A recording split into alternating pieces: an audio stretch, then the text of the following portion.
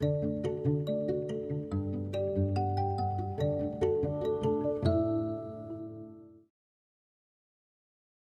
everyone.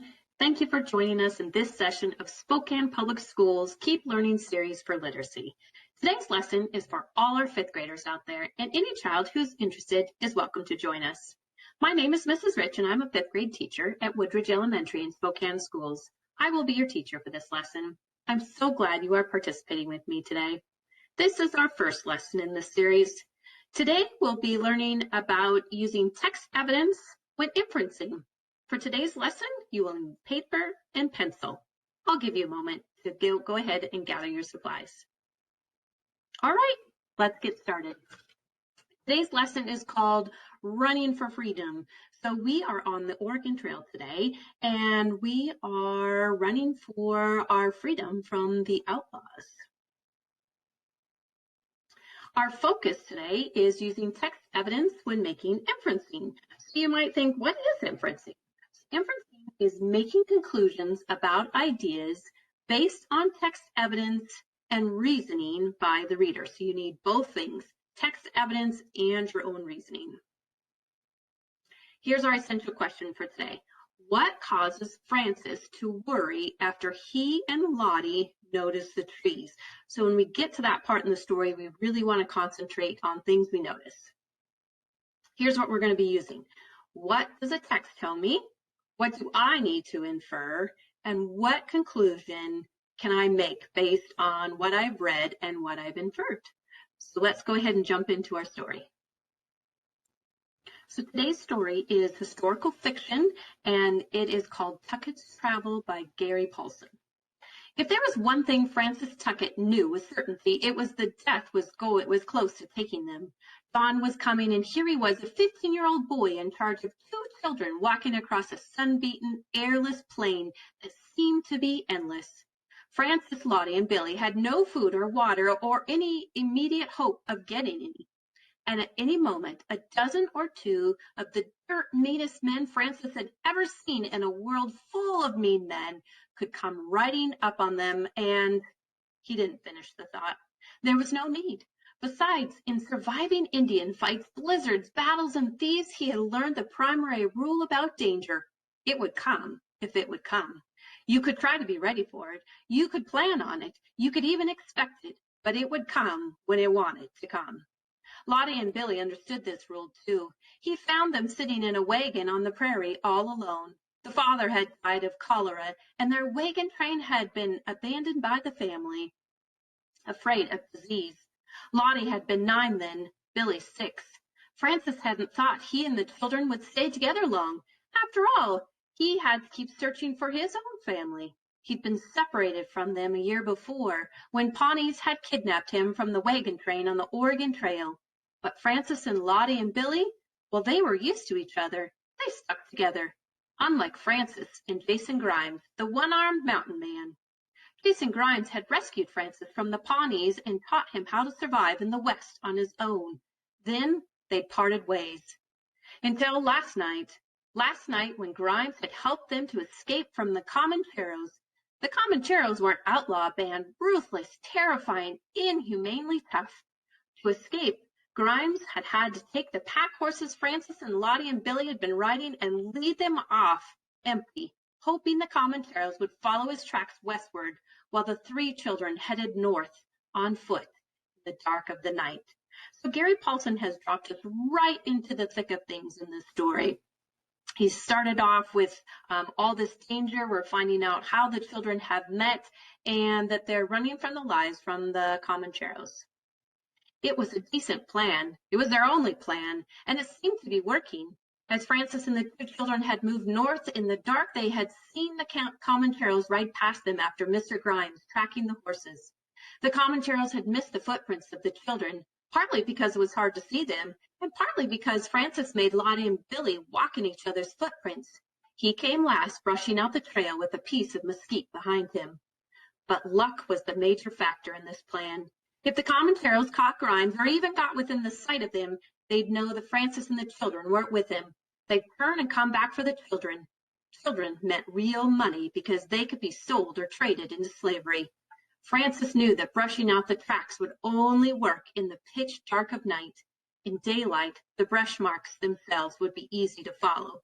So think about Lottie is your age, and think about being all on your own, no water, no food, no adults helping you, and you just trying to survive.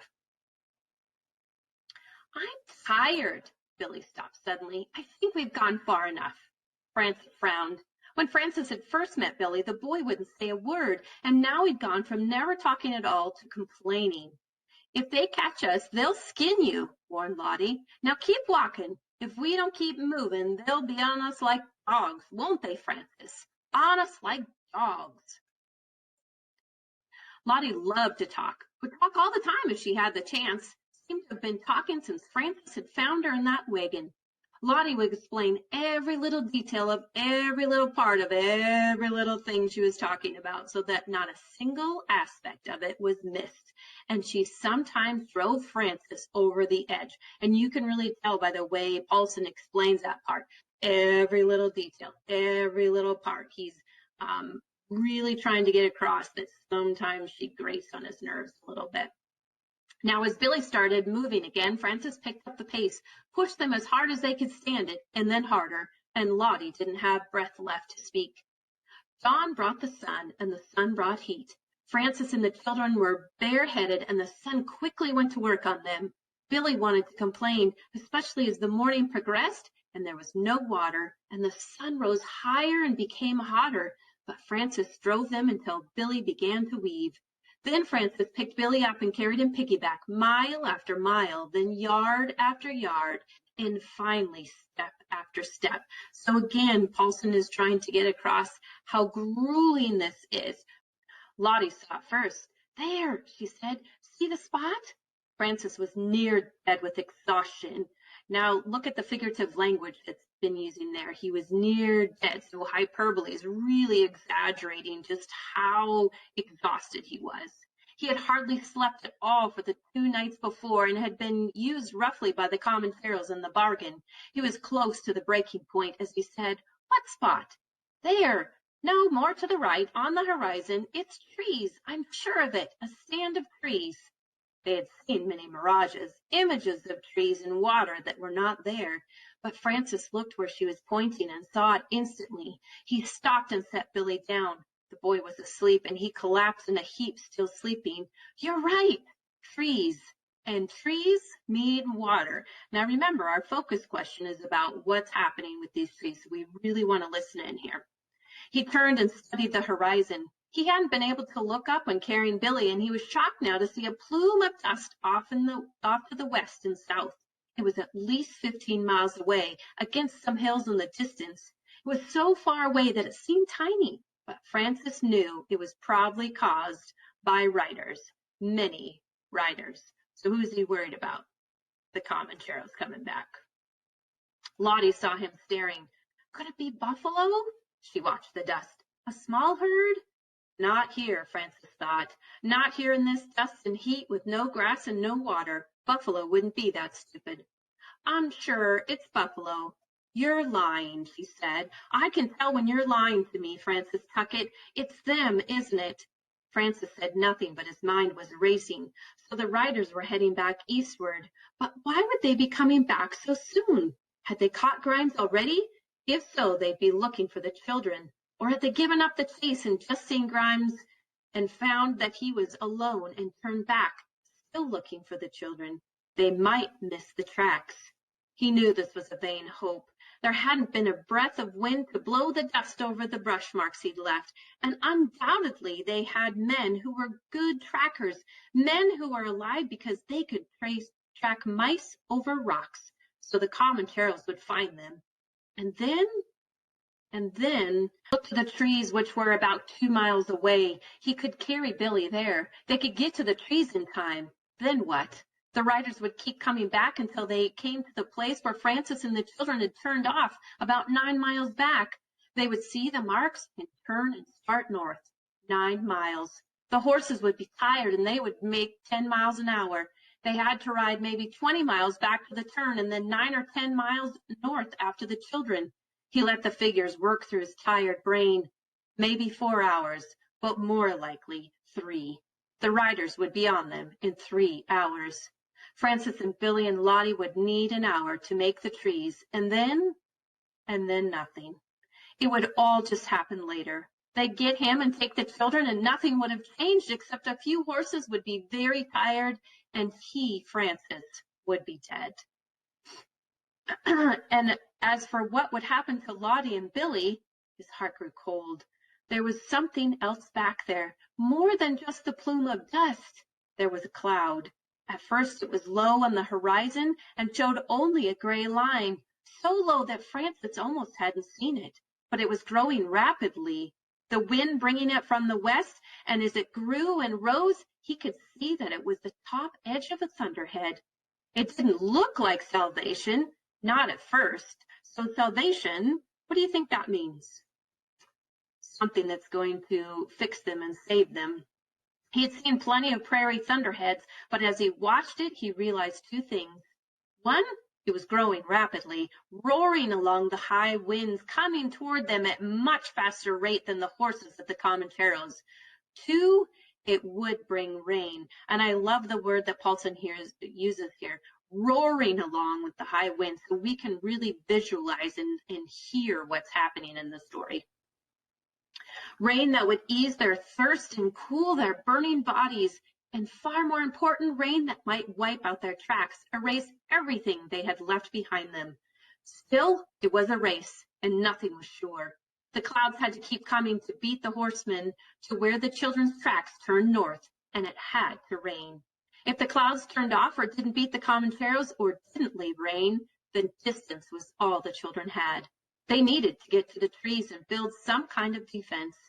Francis picked up Billy, who was still sound asleep and seemed to weigh a ton. He set off at a shambling walk, abandoning the tedious brushing in their race to get to the trees. Lottie shuffled ahead, carrying Francis's bag. She was wearing a ragged shift so dirty it seemed to be made of earth. Her yellow hair was full of dust. Francis wore buckskins, but the children only had what was left of their original clothing and what they'd managed to pick up along the way. We're a sight, Francis thought, a ragtag mob of a sight. He looked at the trees and they didn't seem any closer. He looked at the cloud and it was still building, though it seemed to be heading off slightly to the south. He looked at the dust plume and it was still moving on the same line eastward, getting ready to cross their trail. He looked back to the trees and thought, I would absolutely kill for that old mule we had, but the mule had been taken by the Comancheros. They reached the trees just as the edge of the clouds caught up with them. 10 more feet and I would have died, Lottie whispered, and sank to the ground. Francis dropped Billy like a stone. The boy fell without awakening and studied their location. It was a meandering, dry stream bed with a row of stunted but leafy cottonwoods on each side. There were also stands of salt cedar, thick and green, and while no water was evident, the stream bed seemed moist. Francis knew there was water beneath the surface, or those trees would have been dead. Lottie, scoop a hole there at the base of that rock. You want to start digging?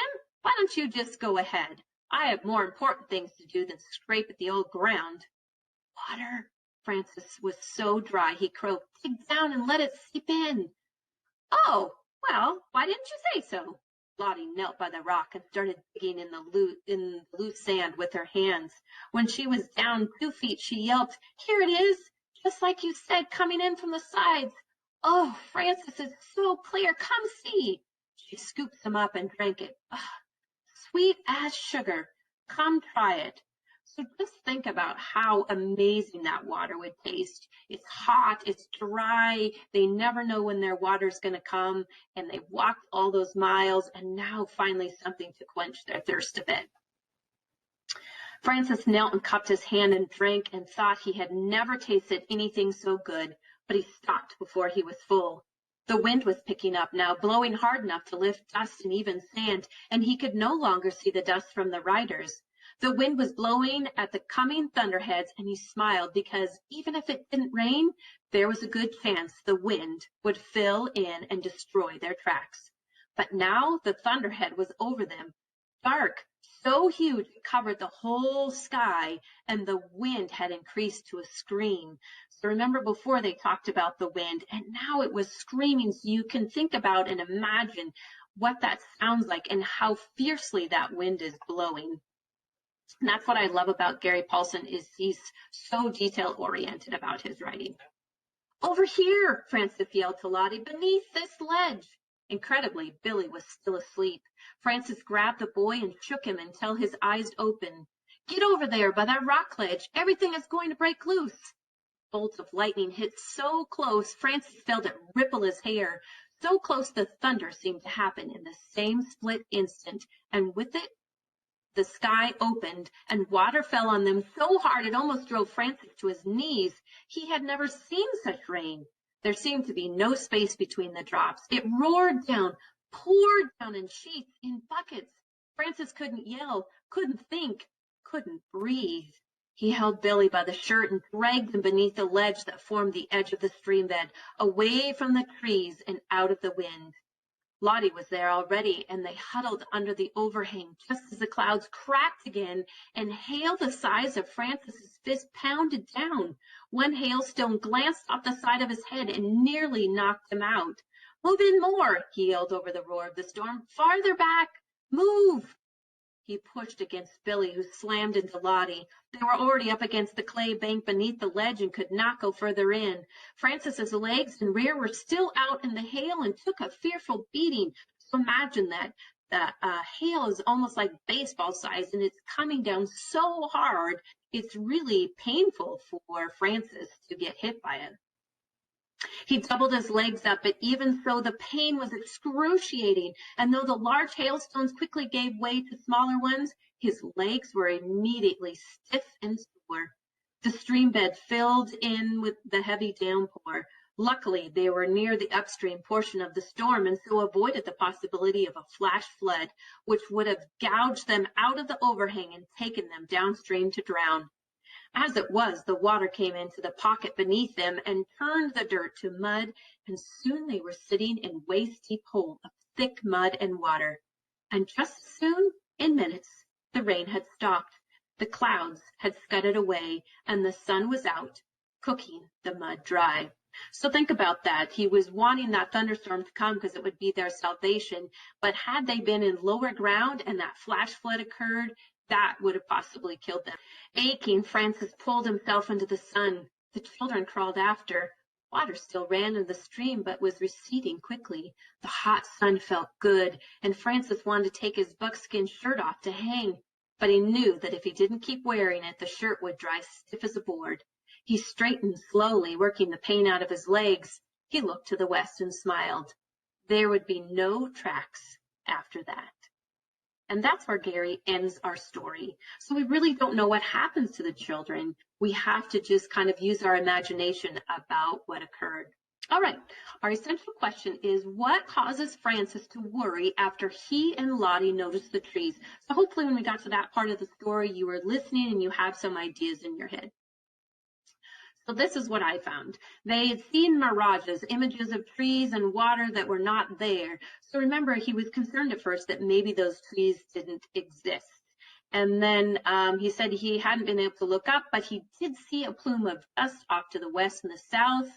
And even though it was tiny and very far away, he knew it was caused by the riders, and not just any riders, but those Comancheros coming back to steal them. It would all just happen later. They'd get him and take the children, and nothing would have changed except that a few horses would be very tired, and he, Francis, would be dead. So these are the details that I'm going to be using to write my sample paragraph. Remember, we don't want to use the exact language because we're not quoting the text. We're taking the information, we're putting it together and synthesizing it, and then we're going to put it into our own words. All right, so let's see what the answer paragraph looks like. When Francis and Lottie observed the trees in the far distance, he at first thought it was a mirage, just their minds playing tricks on them. So I like to explain that, hey, as the reader, I know what mirage means. He then noticed a cloud of dust and realized the Comancheros were heading straight for them. So that's my inference. By the writers, I put in Comancheros. Although hours away, if they caught Francis and the kids, they would steal the kids and kill Francis. He wasn't sure if traveling to the trees for shade would be a worthwhile trip if the owl. Okay, now that we've practiced together, it's your turn to give it a go. So here's your independent activity today. Are Francis and the children out of danger by the end of the story? Use at least 2 pieces of text evidence to support your thinking. So again, you're going to do a paragraph. You're going to use part of this question in your answer, and you want to make sure that you are using that text evidence, you're inferencing, putting in your own thoughts, and creating your own paragraph from your own language. So it was great working with you today, and I look forward to working with you the next time we're together.